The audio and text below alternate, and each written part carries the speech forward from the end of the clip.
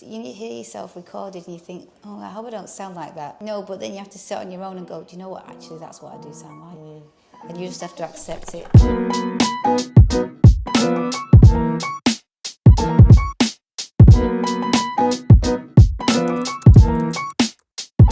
Hi, I'm Dee Dee and I'm here to represent Queen's Park Folk. And I'm Alexia. I'm also here to represent Queen's Park Folk, and we are missing Tala, who would be here. Yes. She had to run though.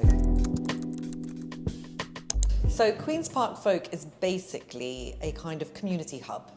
We have a website platform which is still in the works, so you can't actually access it yet. But it's going to be a fabulous place where you can go on and read articles about local businesses or people. We're going to have something called a folk card, the folk card, which is like a membership card where businesses will have offers on there, again locally and a bit further afield, so that when you go out and about in your locality, you can get offers or discounts. We also have an Instagram platform, social media, Facebook, Twitter, and we just keep people basically abreast of what is going on or things that they might enjoy seeing or hearing, just connecting everyone.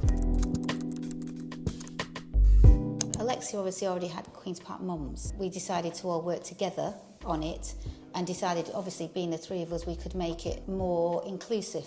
I think that was what we wanted to do, and that's why it became Queen's Park Folk, because we didn't just want to focus on mums. We wanted it to appeal to everyone in the community, because as we've always talked about, you know, our children are growing up. We're not just in that mum headspace anymore. We're in more, what about everybody? So that was sort of the inspiration to sort of, there's more of us, we can make more of it, and we can include more people.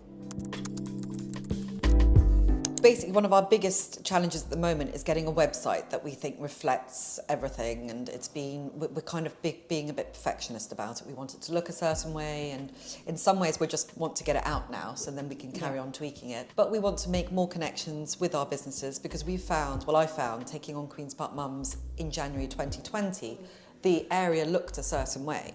But in the last 2 years, it's actually changed quite a bit. New businesses have arrived, some have gone, but the way people work, the way people interact, people are spending a lot more time in the community. So there's more out there. So we do have a lot of work to do with making connections and working out what people want, how everyone would benefit this kind of platform.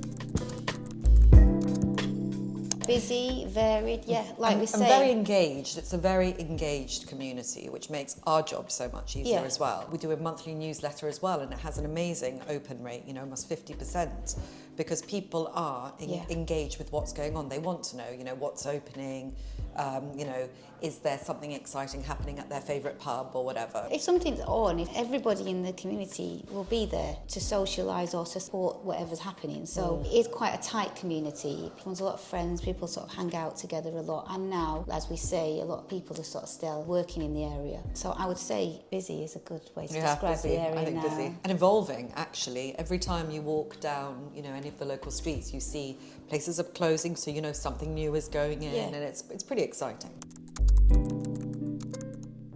Obviously, the past 2 years has been quite hard when Alexia was doing the site on her own, because, that's quite difficult. I would say that has been, not necessarily a low, but more of a challenge for you. Yeah, when you're trying to sort of advertise and promote things that are going on and nothing's going on, I did have to do a bit of a 360 on that. And just but I think you sort of adapted.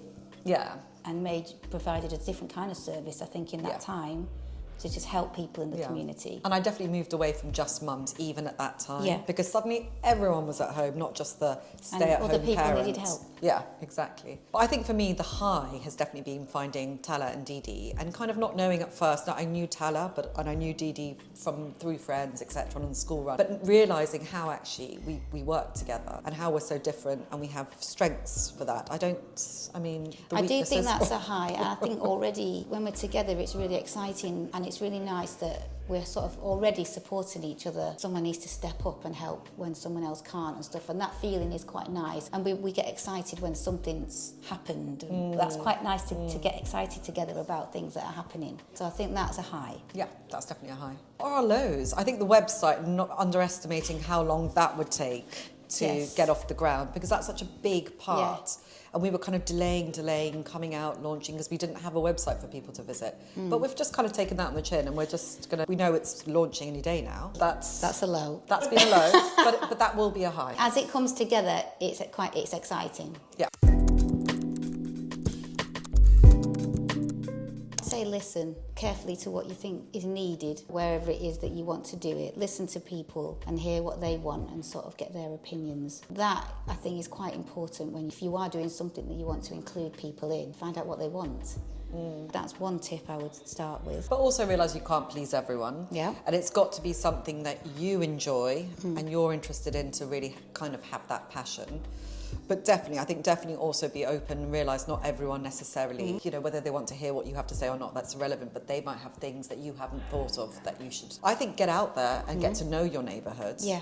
I mean, that was a big thing for me, is going to the shops, becoming, you know, having a good rapport with people and hearing what's going on and building relationships really in your community. Oh yes, here we go. You ready? Yeah, I'm ready. Alexia, tea or coffee? Coffee. Pasta or Mexican? Pasta. Okay, that's what I would have said. Alexia, dog or cat? Dog. I have a dog. Do you do staycation or abroad? Abroad. It's not very eco to say that though. Well- But maybe I'd drive there. That's not Well, eco. next question. Oh, it's not eco. Gosh, No. I'll swim. Train or plane? Train. Because, like train. Because, yeah, it's romantic. And it's If it's easier. the Orient Express. It's just definitely. easier as well. Google or Zoom? We're preferring Google, Yeah. aren't we? We're Google Meets kind of girls. Okay. Or Shoreditch? Shoreditch. Mayfair. I'm a winger. You're a time blocker.